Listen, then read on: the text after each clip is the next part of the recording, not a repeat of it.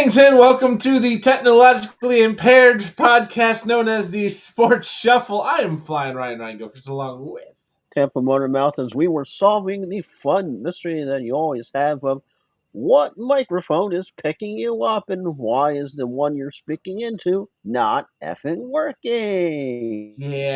Joel saying, "Can you hear me now?" And I'm like, "No." Technology.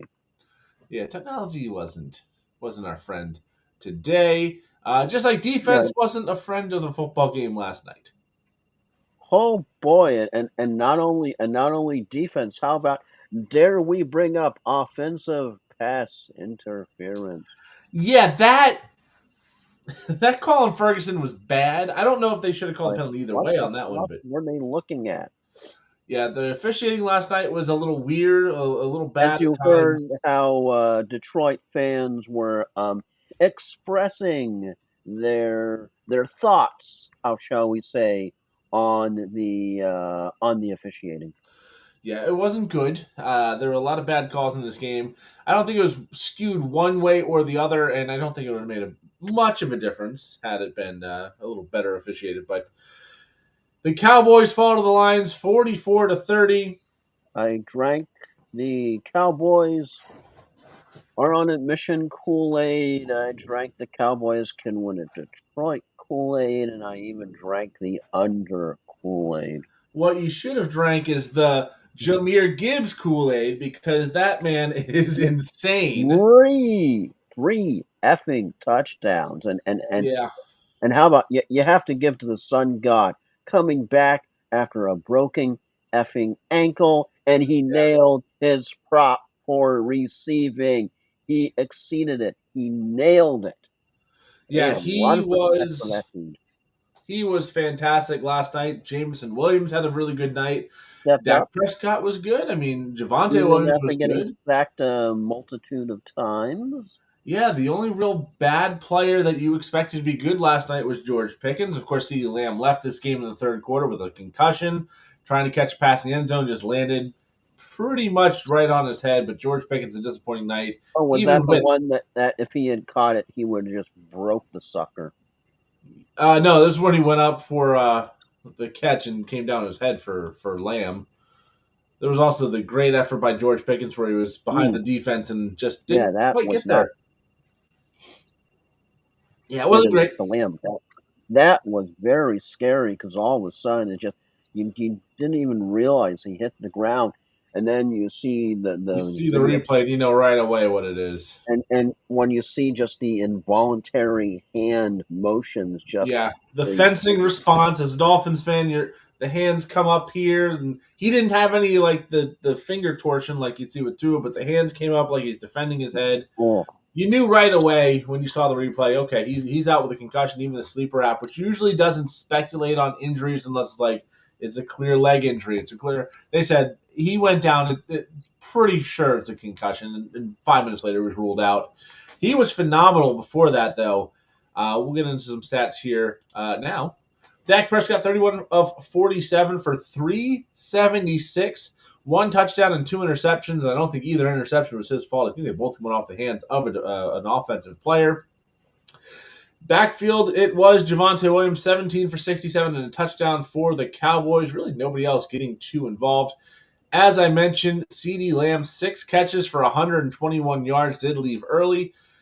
Ferguson, 5 for 58. Pickens, disappointing at 5 for 37. But the big star of the can you night was the believe receiving game. all of the Pickens smack being talked online? And it's like, have you not seen the whole package of his work in Dallas? And everybody is just jumping on him today. Yeah, some games you just unfortunate you're not going to be at your best. This was one of them. Flournoy, however you pronounce it, was the surprise star. All of a 9 for sudden, that 115. helped nobody play of the game. Yeah, 9 for 115 and one in this game, And and probably he being picked up on waivers. definitely stepped up. We'll have to. I mean, it's a 10-day gap between them and their next game. And You you had got to him, and think you had he'll be back. Isaac Tesla on the other side for the Lions. Well, Tesla, we'll get to him here in a minute. He didn't have a big game, but he was a lot of hype this week because we assumed Amon-Ra St. Brown would miss. Since St. Brown didn't, he got relegated. But Jared Goff, 25 of 34 for 309 and a touchdown. Not a big game fantasy-wise, but a good game for Jared Goff. David Montgomery led the way in rushing, 6 for 60 and a touchdown, a 35-yard touchdown. Jahmyr Gibbs, only 12 of 43 and 3 touchdowns on the ground, but 7 for 77 through the air, got 110 total yards and 3 touchdowns. A monster fantasy game. Jameson Williams did lead the way for the Lions, 7 catches for 96 yards, but St. Brown right behind him, 6 catches for 92 on that bad ankle. Both had 9 targets. Tesla, 2 catches for 20 yards and a touchdown. I know there was a lot of hype that he was going to get a little more work with Amon-Ra St. Brown. He was going to break out.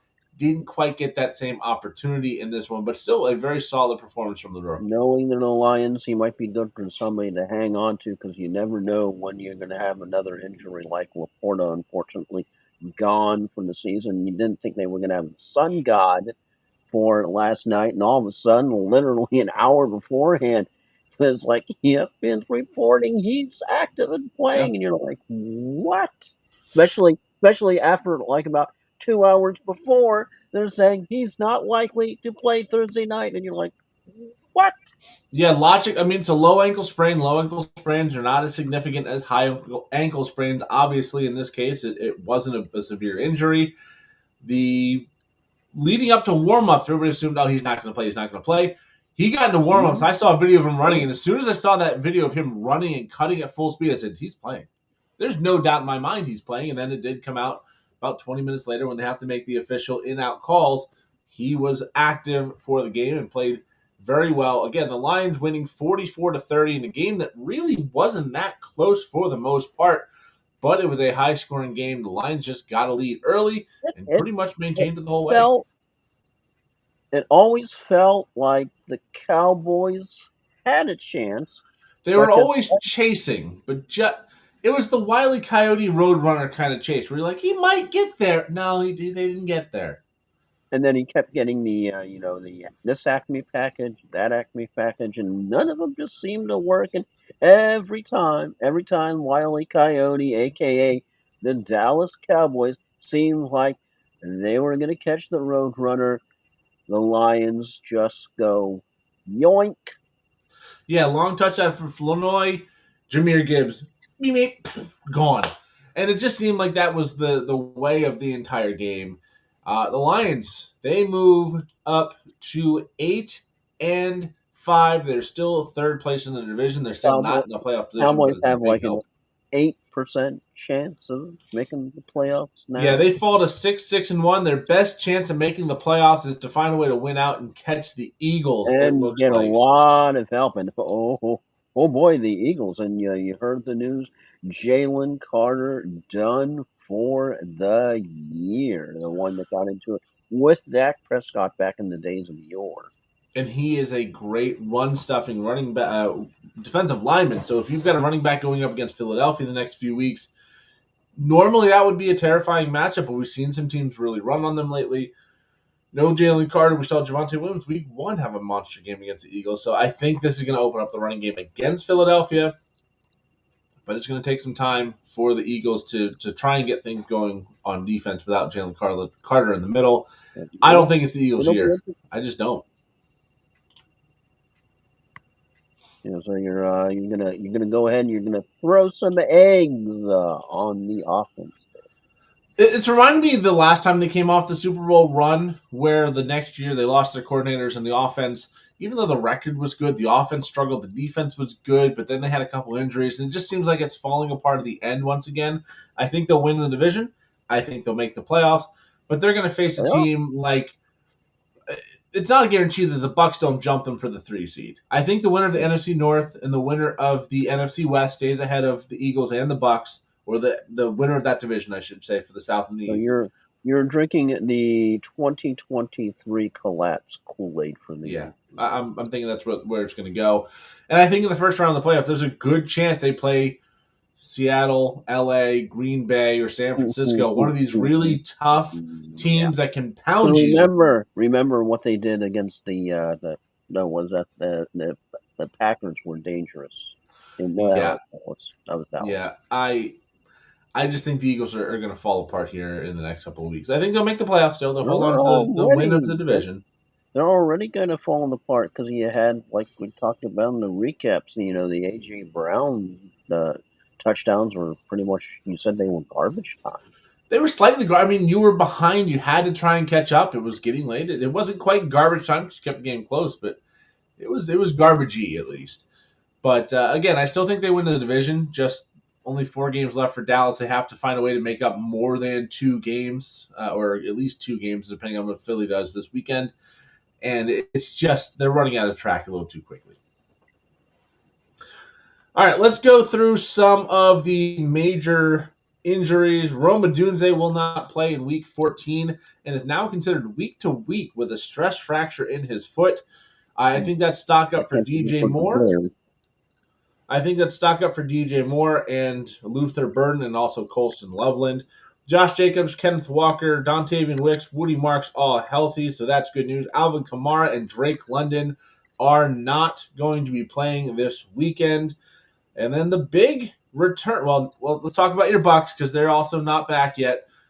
Mike Evans, Jalen McMillan, both ruled out for Week 14. Yeah, they're not coming back this week. Not this week, but it's reinforcements on the horizon. And one thing the Bucks definitely need, big time, are wide receiver freaking reinforcements. And it just has to match up. If the Bucks can hold the course, because you got to watch out for the Panthers. Panthers are the more persistent threat for the Bucks, I think, than the Falcons, who are at this point that's the only team that can catch them. Yeah, they're already Falconing, as we can see the Panthers lose by 30, then beat the Rams, trying to figure out what the identity of that team that Dave Canales has going on in Carolina. But yeah, on the horizon, Mike Evans, Jalen McMillan, and Johnson & Johnson have been doing pretty darn good for being the next dudes up. But we really need, along with Chris Godwin, who is starting to look like his former self. He had a drop touchdown. But yeah, we need McMillan. We need Evans. We need the prime time Buccaneers back on track, as a matter of fact. Shaq, when we face the Falcons in prime time, and I know that's not this week, but that's on the horizon. And Thursday night next week? I think that's Thursday night next week. Yeah, that's Thursday next week, so we'll have a highlight on that game. On the horizon, Buck fans have to be a little bit nervous with it being prime time.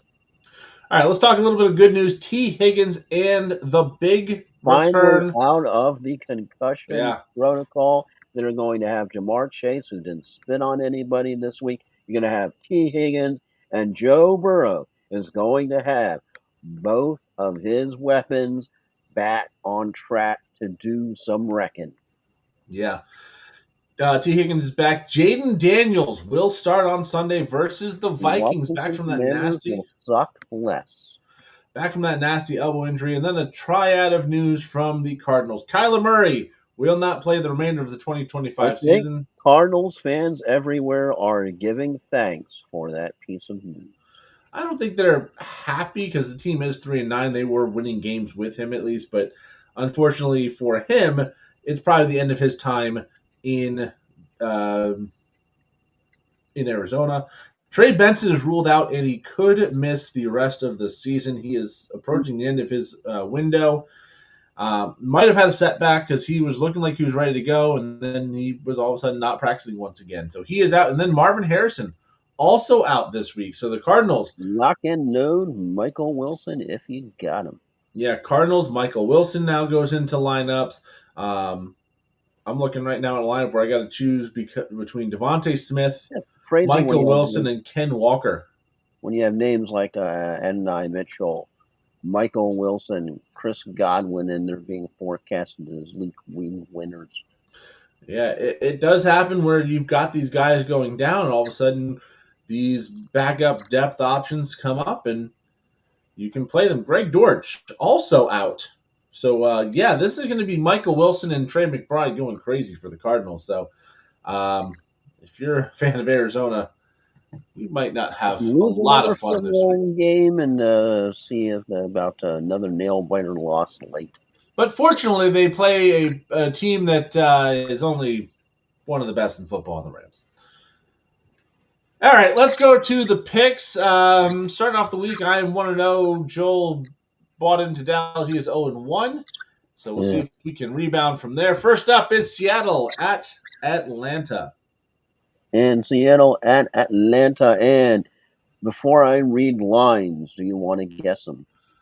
Not all of them. This one, I'm sure Seattle's up by at least a touchdown.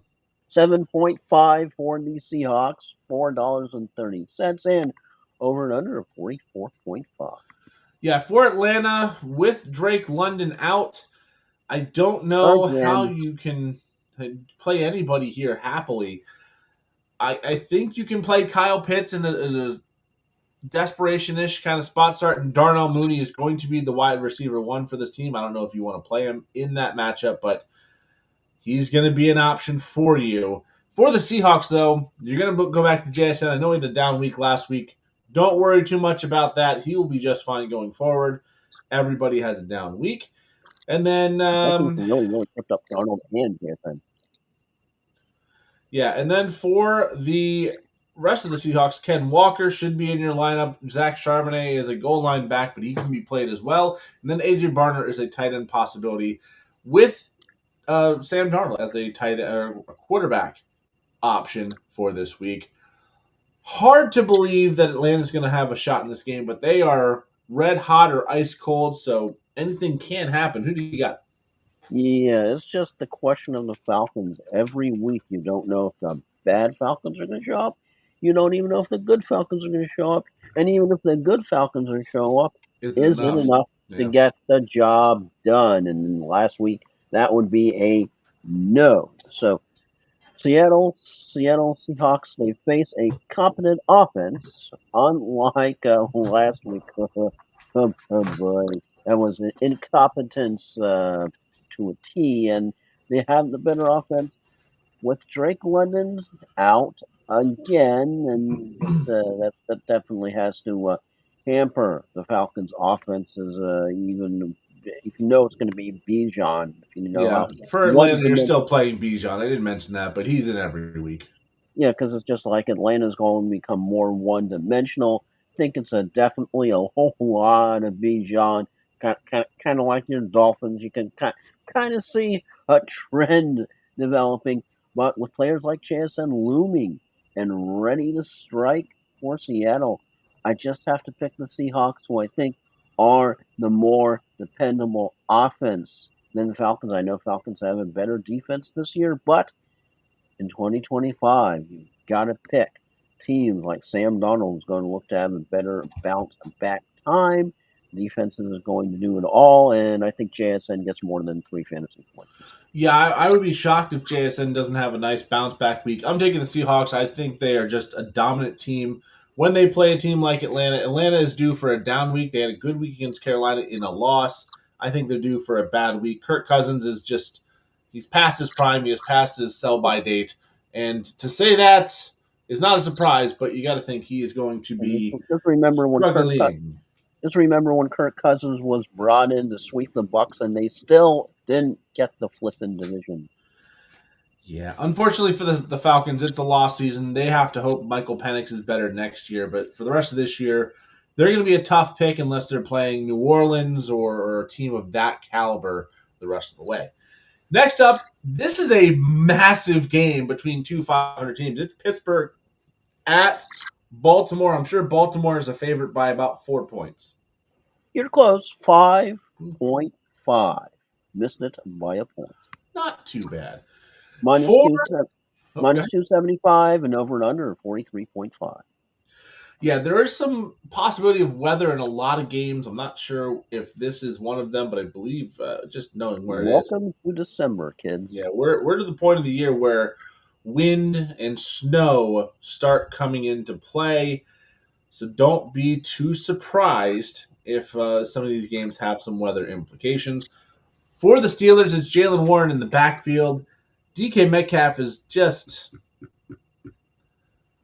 he's frustrating. I mean, I don't know how you can play him, but I also don't know how a lot of teams, if you have him, you can bench him. If you've got better options, by all means, but it's a tough one. And then for Baltimore, Derrick Henry and Mark Andrews is the only two I'm really confident in. Yeah, he's Lamar basically Jackson dependent used to be a on the lock. touchdown tosses, but you never know when that's going to happen. Yeah, Lamar Jackson used to be a lock. This game tends to be a lower scoring affair, anyways, and he's been playing so poorly. I don't think he's a must start.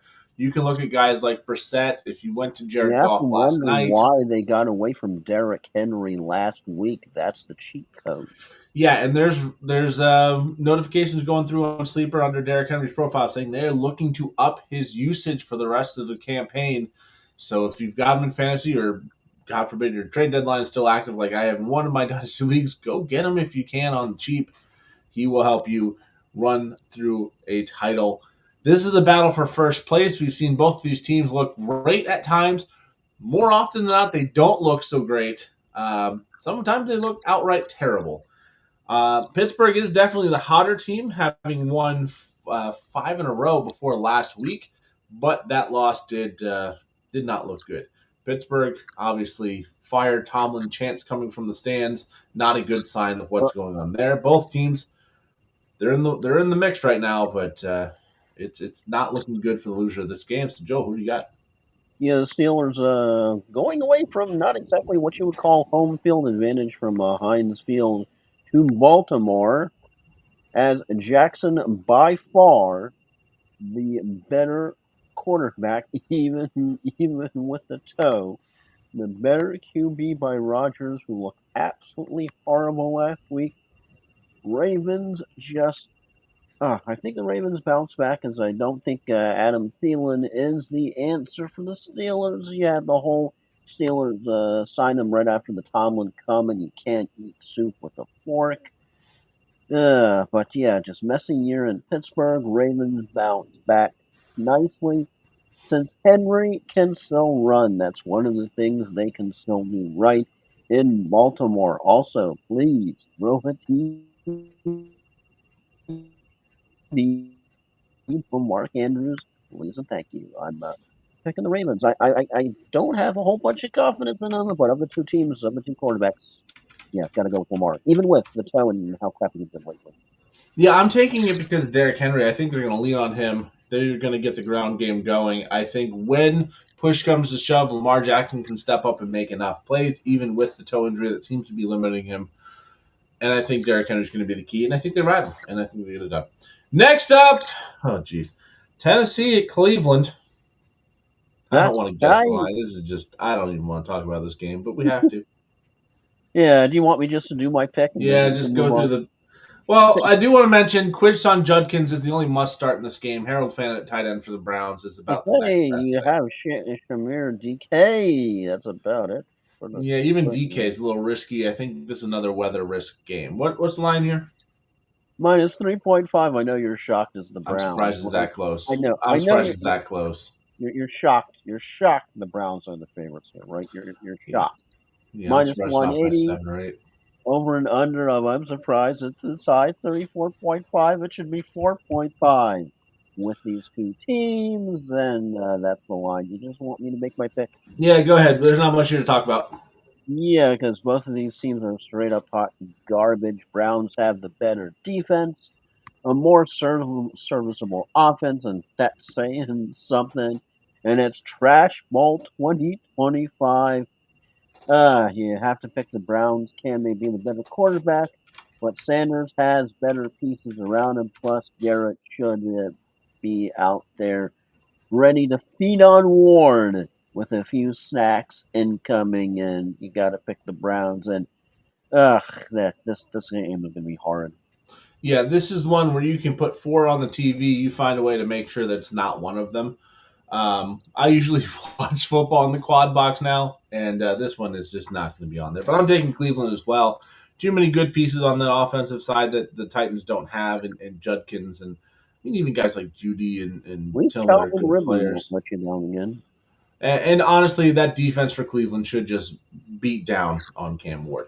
Moving on to a game that is actually good. It's a battle for first place in the NFC North and possibly in the conference. Chicago currently on top at 9-3. Chicago is 8-3-1 in Lambeau Field. Are you ready to? Oh, we're not doing Colts. I'm on Jaguars. Chicago. I'm on Chicago, Green Bay, but Oh, okay. We my can go order to wrong. Chicago. That's Sometimes my order's wrong. I think you might. I put Yeah, these because in the months and months ago. next one would be after Titans and Browns in the trash bowl. It's Oh Colts and wow, Jags. yeah, that should not be up there. Okay, let's do some changing. Hold on. Do, do, do, do, do, do. I'm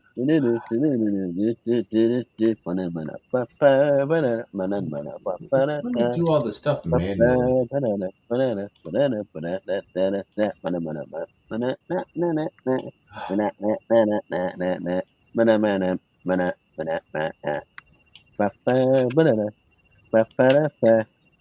etc., etc. I'm just letting Joel go at this point. I'm pretty much ready to go. Uh, anyways, yes, I don't know how did they move this to the late game? Maybe they did. I put all these in when the season starts before we get too far. They may have moved this game to a later time slot, and that could be the problem here. But this one is where are we at now? Indianapolis at Jacksonville. Another big game, battle for first place in the division. Like I said, I wasn't wrong. I definitely wasn't wrong Can you here. guess the line now that we're at the right time? I'd say Jags by 3, 3.5. And No, Colts minus 1.5. well, that should give you a hint on where my head is with the pick. Minus 130 For over and under of 47.5. Yeah, for the Colts, it's hard to trust Daniel Jones with the fracture to his fibula. That can be a problem at any time. You're still going to play Jonathan Taylor. You're still going to play Alec Pierce, Michael Pittman, and Tyler Warren. All of them look like good options. For the Jaguars, no Parker Washington. Jacoby Myers has become a name you have to keep in mind. But Brian Thomas Jr. is still likely startable with Parker Washington out. Brenton Strange with a tight end coming back from the injury is definitely in your lineup. And Travis Etienne should be in your lineups as well. Trevor Lawrence is a dart throw this week that can work, not one I would prefer, but this matchup could be one of those where it's a really, really high scoring game. I don't know if I buy it, but it's possible. So, Joel, who do you got? Yeah, Lawrence is the healthier of the two quarterbacks. I really think Jones' injured fibula tampers the Colts big time, and even Taylor could be affected. You just have to have an 85% chance of rain. Also, you have all the cold, you have all the rain to affect the game, and I think that tends to reduce the passing game and forces both teams to run more. And I think that definitely leans the game towards the home team. And I think the Colts have a bit of a slump. Plus, also that the reason why I'm picking Jags, the Colts' historical losing streak in Jacksonville, and it's hard to buy that they're going to break that streak, especially with Daniel Jones' current injured condition. I'm picking the Jags. Yeah, Jags look like the better team right now. If there's rain in Florida, heavy rain potentially in Florida, that's going to slow down everybody on the field. So that running game advantage that Jonathan Taylor should have will likely be diminished. The Jags just look like the better team right now, the better defense with more capable pieces all around the offense at times. They've beaten some better teams. The Colts are slumping. I'm going to take the Jags. Well, moving on to hopefully the right game. Washington at Minnesota. Is that the right game? All right. That is correct. Ding, ding, ding, ding, ding, ding, ding, ding. All right. Right, so what do you think the line is for this one, Flying? Worth mentioning, J.J. McCarthy back from concussion, so I'd say Washington by 50, but realistically, it's probably Washington by a point and a half. Ding! Right on the money. Minus 1.5 for the Commanders in the return of Jaden Daniels. Minus $120, 42.5. Over and under, and you freaking nailed it. Yeah, the return of 9. I think that line's a little too generous for Minnesota, if I'm being honest. But Jaden Daniels is back. Not the best matchup, but if you've got him, you've got to put him in your lineups. He's too good of a player to keep on your bench. It was his left elbow, his non-throwing elbow, so he's probably going to have a brace on it, probably have a pad on it. They're going to protect it, but he can still throw. He can still run just fine. They'll just have to be a little cautious with that left elbow when he gets tackled or anything like that. You're going to be playing Terry McLaurin in this game because he was fantastic in his return to the lineup. Minnesota, if you're going to beat him, you're going to beat him through the air. You could play Debo Samuel or Zach Ertz in this game if you're a little bit desperate, and then Rodriguez is your running back choice for Washington. For the Vikings, Aaron Jones is going to play, so he is going to be the starter for the Vikings in the backfield. Good matchup. This could be one where him and Jordan Mason have a good week. It's hard to say you should bench Justin Jefferson. This is a good matchup, but JJ McCarthy has not gotten the job done. In fact, I've got a dynasty offer. Right now sitting open where I would receive Justin Jefferson for Rashee Rice and a second round pick 2 years down in a dynasty rookie draft. And I don't know if I can do it. I know Justin Jefferson's the better player, but Rashee Rice has been good. And Justin Jefferson has been that bad with JJ McCarthy. And not knowing what JJ McCarthy is going to be long term, is he going to be the starter? Is he going to be the backup? Is he going to be on this team? It really makes that a little more complicated. So, guys like Jefferson and Addison, good luck. I think Jefferson stays in your lineup. Addison and Hawkinson go to the bench. What's that? Good luck. We're all counting on you. Yeah, I would say Jefferson stays in the lineup. Addison and Hawkinson to the bench. That's got to be the logical way to do it. But this could be if JJ McCarthy struggles in this matchup, he just doesn't have it. He's won a national title with Michigan. He's shown a couple flashes early on this season. So maybe he can show up, but this is not looking good. Joel, who do you got? Yeah, even if 9 is back, you really have to pick the Commanders here after that Sunday night almost win with the Broncos game that went to overtime.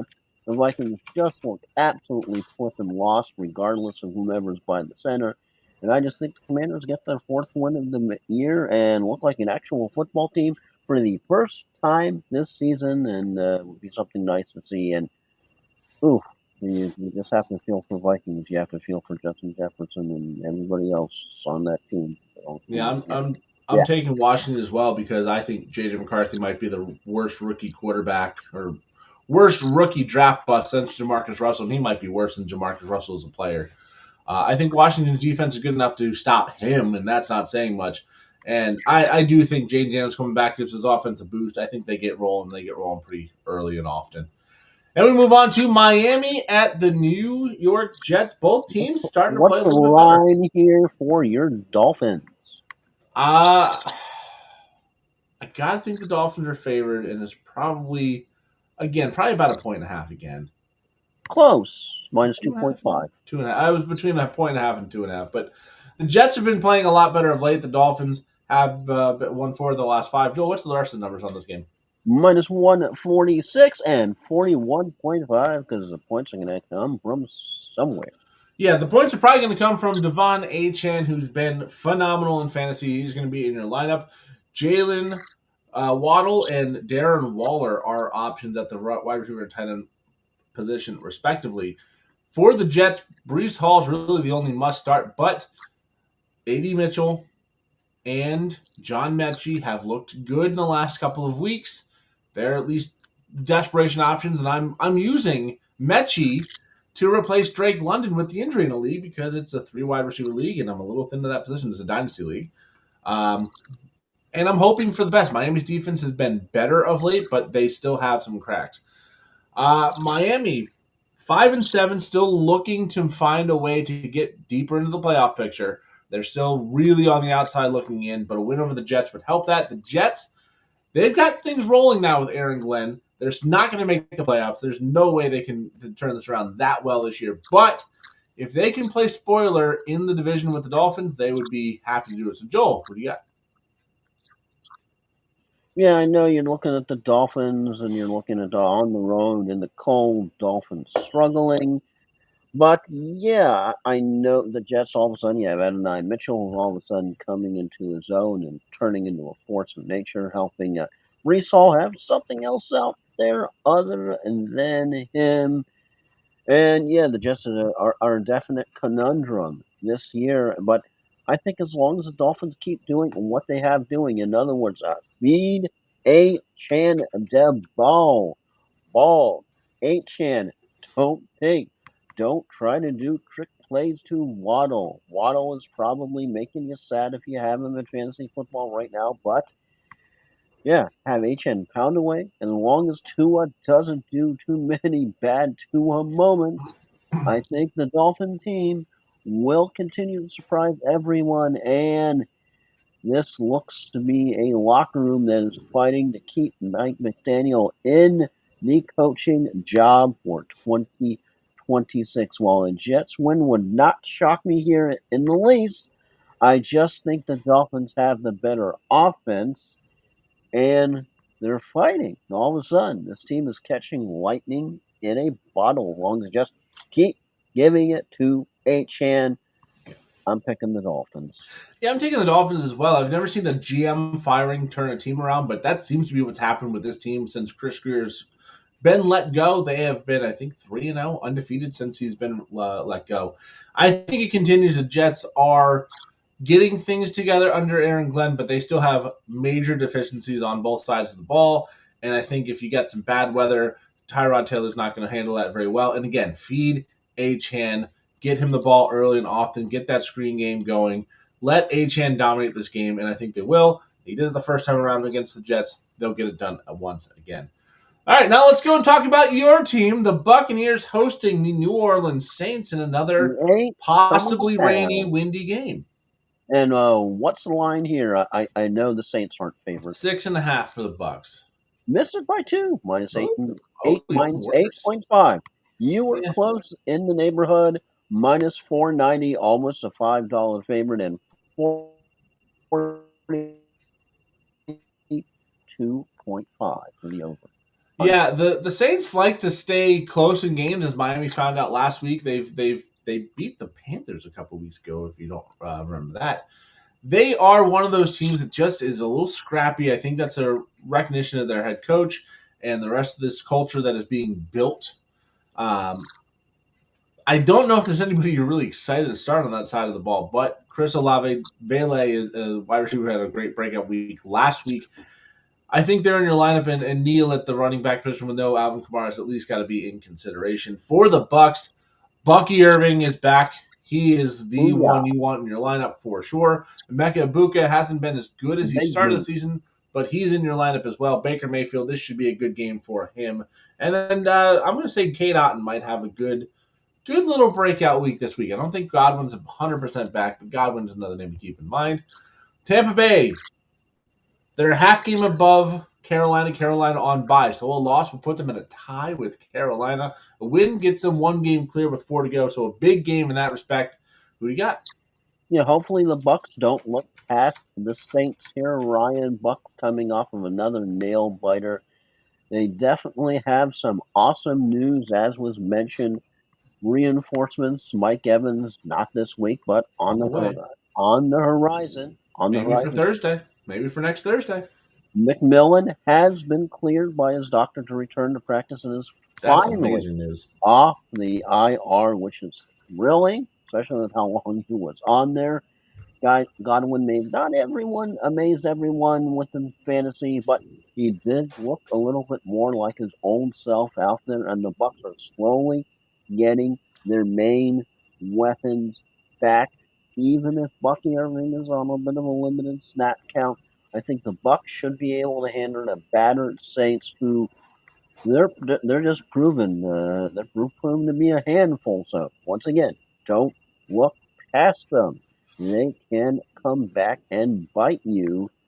But I think that line has to be because the Bucks are getting healthy, and Vegas knows how dangerous a fully healthy Bucks team can be. As you said, they need this game. They know how important it is for going late, especially have the Falcons coming.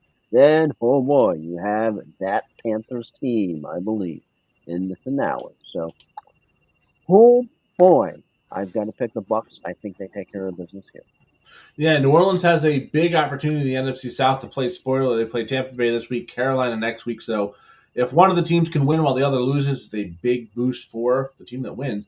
I think Tampa Bay gets it done. I think Baker Mayfield and this offense knows how to move the ball against a team like the Saints. The Saints are still a depleted team. Kellen Moore's done a great job turning them around, but they're not 100% there yet. Tyler Shucks has looked pretty good as a quarterback since his first start, at least. Maybe not the quarterback of the future. We'll have to see where the draft position ends up, but if he wins a couple games, he might get a whole nother season next year to prove that he is the guy. But I think Tampa Bay wins on Sunday. We move on to Denver at Las Vegas. I got to assume Denver's at least a 10-point favorite. It's not Bills and Bengals. Oh, we have another one where they moved the order on me. All right, we'll just go with it. We'll just go Bills and Bengals. It's fine. Bills and Bengals, and then we can, because I think that other one is later because they flex things. That's always fun when they do that. Yeah, they flex things around, and then I put all this in so early, it'll probably happen once again. Anyway, Bengals at the Bills. What do you think the Bills line is, Ryan? Buffalo by 5.5. Nailed it right on the Hey, bullseye. -295 and over and under of 52.5. yeah, this game looks like it should be a very entertaining one. Hopefully, the weather will cooperate and not put this one in some dire straits. Let me see if I have any update on the weather with specifically this game. Looking in Cincinnati, looks like sunshine. Looks clear. All Especially right. when it's in Orchard Park. Yeah, in Orchard Park looks clear in Buffalo, so that is good news, surprising news for December. For Cincinnati, Joe Burrow, Chase Brown, Jamar Chase, T. Higgins, all in your lineup. This should be the full force Bengals we were hoping we would get from week one. We didn't quite get a week one against Cleveland. We didn't get it full force in week two. We got it for a little bit, and it looked fantastic. Last week, no T. Higgins due to the concussion.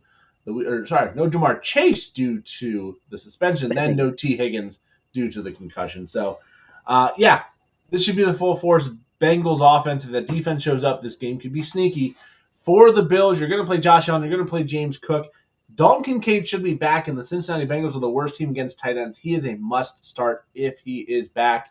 I'll look for an update here when I pass this off to Joel. But Keelan Coleman's a dart throw. Khalil Shakir's a dart throw. Nobody you're really excited about in that section of the game. Kincaid is questionable for week 14. Needs to see Kincaid functional to play. So we'll see. If not, then someone like a Dawson Knox would be a spot start as well. Joel, who do you got? Bengals have momentum right now on their side, flying, but Josh Allen is still the better QB and is ready for some home cooking here. While Allen definitely has come down some from that 6-touchdown game against my Bucks. That remember when he still torched us. I still think the line shows that Vegas is not quite ready to put the Bengals back in the playoffs just quite yet. And while the Bills have had their ups and their downs, I just think this week is an up coming off of that dominant freaking win against the Steelers. The Bengals had an easy time against Lamar Jackson and his toe. I do not think it will be that easy this week. I'm picking Josh Allen and the Buffalo Bills. I'm taking Cincinnati. I saw something last week from that Bengals defense I didn't expect to see, and that was they played defense. They played against Baltimore. Baltimore does have a good offense. They kept Derrick Henry relatively in check. Lamar Jackson, who is a very good quarterback. How much of this injury is affecting, we don't 100% know. But it's a similar style quarterback as Josh Allen. They shut him down. They can probably do it again. And I really think this team with Joe Burrow back, they're going to know what happens in the Pittsburgh-Baltimore game as well. They play Baltimore next week. So if Baltimore gets the win, they know they can win this game, stay two back, and get one for sure next week and be right there. I think Cincinnati's going to show up. I think they're going to make a run like they did late last season when they got healthy, got on a little bit of an easier schedule. I think Cincinnati sneaks into Buffalo and takes a win behind Joe Burrow and Jamar Chase just going absolutely crazy on offense and the defense overperforming. All right. I don't know which game's next, Joel. Broncos and Raiders. All right. I think the game you were going to go initially. All right. Broncos at Raiders. I think Denver's at least a 10-point favorite here. -7.5 off by 3 points, right? Well, we also have to remember this game happened a few weeks ago, and it was a steaming turd. So maybe Vegas is lowering it because of that reason. But what's the rest of them? -430, 40.5 over under flying. Yeah, this should be a Denver offensive kind of week. The Raiders defense is not good, but we saw a couple weeks ago on Thursday night, which helps make things bad sometimes. They didn't show up. This one in Vegas. Denver, though, They went mildly.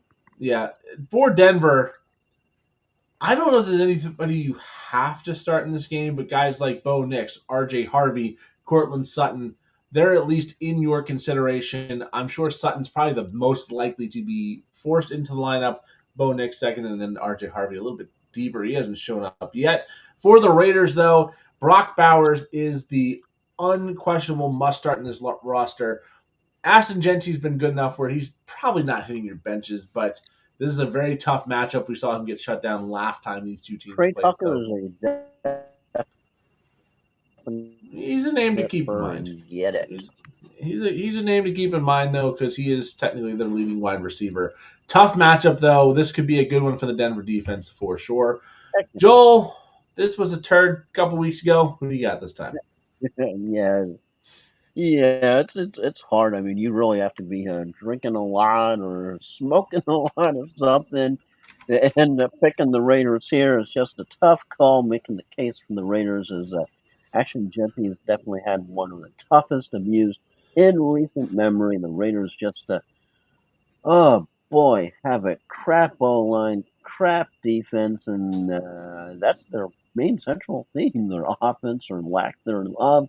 Against the Browns just sets them up for yet another loss against another good defense, and I will just be amazed if the Raiders get more than one touchdown and pick the Broncos and don't look back, Ryan.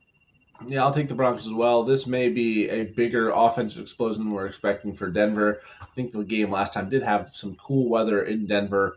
Maybe that was a factor, but I think it should be better for them. Chicago Green Bay is next, right?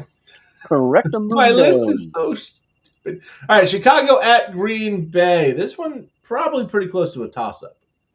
So, I'm sure Green Bay at home is favored, but I don't know how much. Minus 6.5 for the Packers. I would have missed that. I would have said 2.5, 3.5, but 6.5 for the Packers. That's some disrespect for Chicago. Minus $3 favorite for the Packers and 44.5. I guess Vegas is just not buying in the Bears quite yet, even though they've won 9 games. Yeah, they've won 9 games and 9 of the last 10 at that. They started 0-2. For the Bears, you're going to be playing Monangai and Swift looked great last week. Tough matchup. I think Monangai is actually the better running back of the two. Again, no Rome Odunze, so this could be a DJ Moore big week. I think he becomes the go-to option in this offense in the passing game.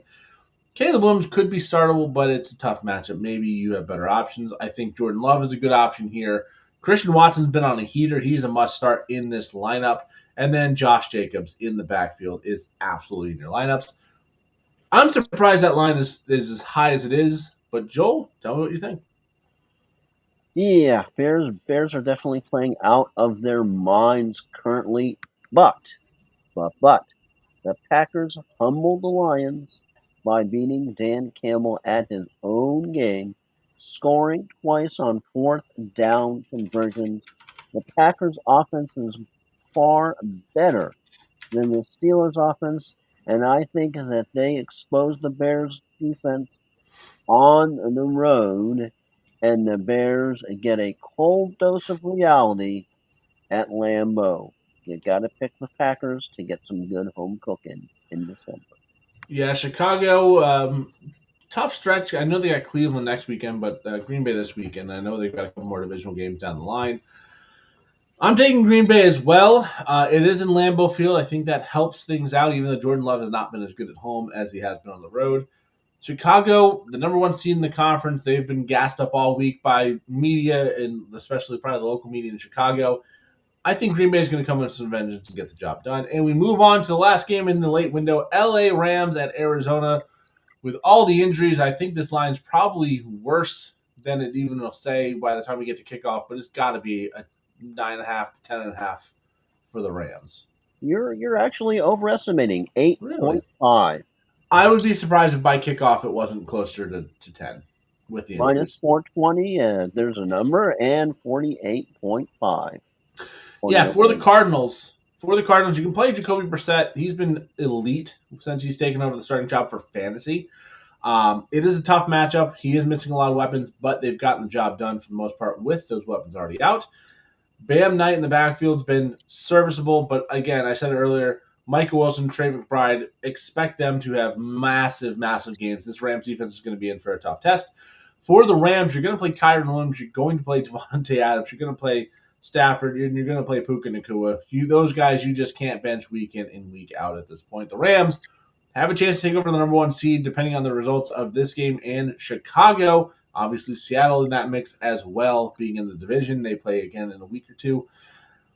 The Rams, you gotta need this win for their number one seed hopes. But Joel, divisional games get weird. Who do you got? Yeah, I know it's a divisional game, but you have to have a very pissed off Stafford and a very pissed off McVay and a very pissed off Rams unit after getting absolutely upset and gobsmacked by no less than the Carolina Panthers, a team that usually you don't think could beat a team that was the number one consensus in the freaking league in most power rankings when you're coming into this week.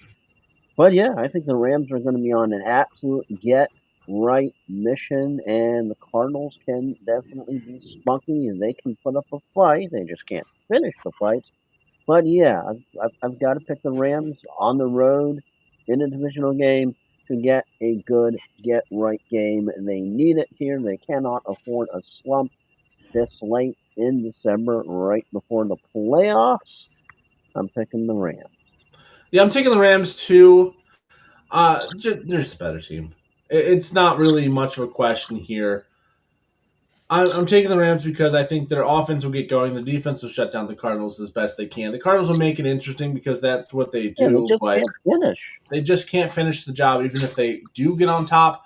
And at the end of the day, I think the Rams have a lot more to play for, a lot more talent. It's just not going to be a close game. Moving on to the Sunday night game, Houston at Kansas City. This line I actually couldn't tell you. I'd be surprised if it wasn't Kansas City by a field goal. Minus 3.5. Okay. Pretty darn good, close guess. Yeah, the way these two teams have been trending, it's kind of crazy to me that Kansas City is the favorite, but being at home, being Pat Mahomes in this offense is still Pat Mahomes' offense. Minus not a huge surprise. Minus $1.78 and over and under 42.5. For the Texans, you're going to play Nico Collins. You're going to play probably nobody else from this matchup, if we're being honest. Woody Marks is in consideration, Dalton Schultz in consideration, but it's two very good defenses. It's probably going to be a very low-scoring, boring game, all in all. For the Chiefs, though, you're going to play Rashee Rice. You're going to play Patrick Mahomes. Travis Kelce's still been good at tight end. He's got to be in your lineup, but that running back by committee is not ideal. A tough defensive matchup. Again, temper your expectations. There's going to be one or two guys that have monster games in this one, but probably not a lot else. Joel, who do you got? Yeah, the Chiefs running back, not quite as bad as the Browns quarterback thing, but yeah, it's getting pretty close up there trying to figure out who the main running back is in Kansas City. Oh, boy. But Chiefs right now, Ryan, teetering on the abyss. That is when Mahomes is the most dangerous. And I know you can make a big case for the Texans' defense right now, especially after how their offense just always seems to be in question, and the defense, they definitely humbled the Bills recently. But I think the Chiefs has the better offense right now and a comparable defense. And I just think the Chiefs are more desperate for a win than the Texans are right now. Plus, they're at home, they're at Arrowhead, and they're in prime time. You got to pick Patrick Mahomes and the Chiefs to get a win and try to stay alive. I'm going to take Houston to put them out of their misery in this one. I think the defense is too strong. We've seen the Chiefs offense really struggle against a good pass rush, and Houston can do it with four guys. I think they're going to disrupt this Kansas City offense. I think they'll have a couple drives where it looks like the old KC, but I think Houston just does enough. I think it's going to be like a 20-17 style game, but I think the Chiefs go down and Houston gets the win. Moving on to the last game, Philadelphia at the Los Angeles Chargers. Philly by 1.5. That would be by a field goal. Ooh, Minus road 3 favorite. straight up. And the minus $1.42 and 40.5 over under. Yeah, for the Eagles, A.J. Brown, Devontae Smith, Saquon Barkley, all at the very least in consideration, if not must starts.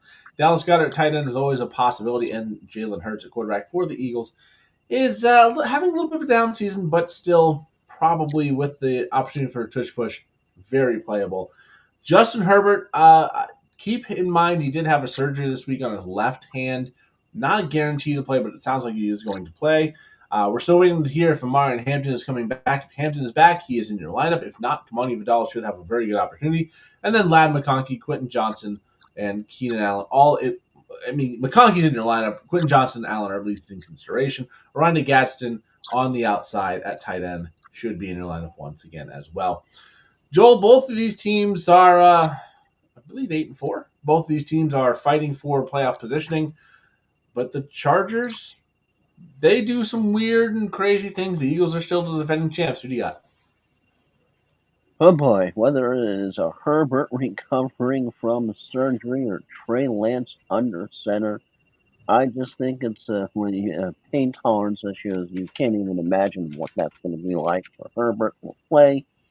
Even if it is Herbert, I just think I've got to lean towards the Eagles. The one thing that has me, but might swing me toward the Chargers of Hampton is back in full, but I just still think the Eagles, even with all of their problems, and oh boy, they have problems. I don't know if they have 99 problems, but one of their problems is they just can't seem to get the wins recently. And Eagles on the road, I know with that shaky offense, they still have the decent defense, even with Jalen Carter being done for the year. I just still think we've seen the Chargers up and we've seen the Chargers down.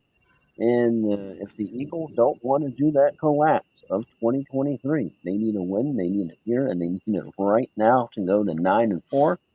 And I think that's what happens, and the Chargers have a little bit of a struggle bus on Monday Night Football.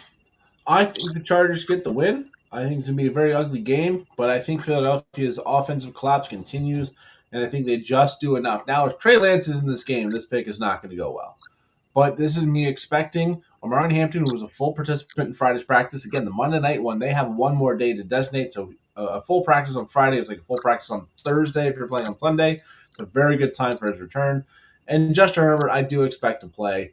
Again, if Trey Lance is in there, Joel, congratulations, you got this pick right. But I think Herbert plays, and I think they get enough to get the job done. And that's the picks for week number 14. I hear a lot of banging going on in my house, so we're going to go quickly to Joel for final thoughts and wrap this up. Final thoughts? Gotta like banging. That's sort of like the code for "Are you done yet?" It's more just not thinking she's slamming things in the kitchen, trying to put them away, and well, glass plates and pots make a lot of sound when they contact the countertop. Yeah, that's also unintentional slamming, but it's still slamming nonetheless. But yes, we have had technology is definitely finally getting away from sports. All of a sudden, 2 nights ago or 2 days ago, I should say, turn on the computer. All of a sudden, it's missing operating system. You're like, and so turn it off, turn it back on. Okay, everything's fine, no problem. The whole rest of the day. Then next morning, turn it on, missing operating system. And of course, you check the Google machine, and unplug all of the external USB drives.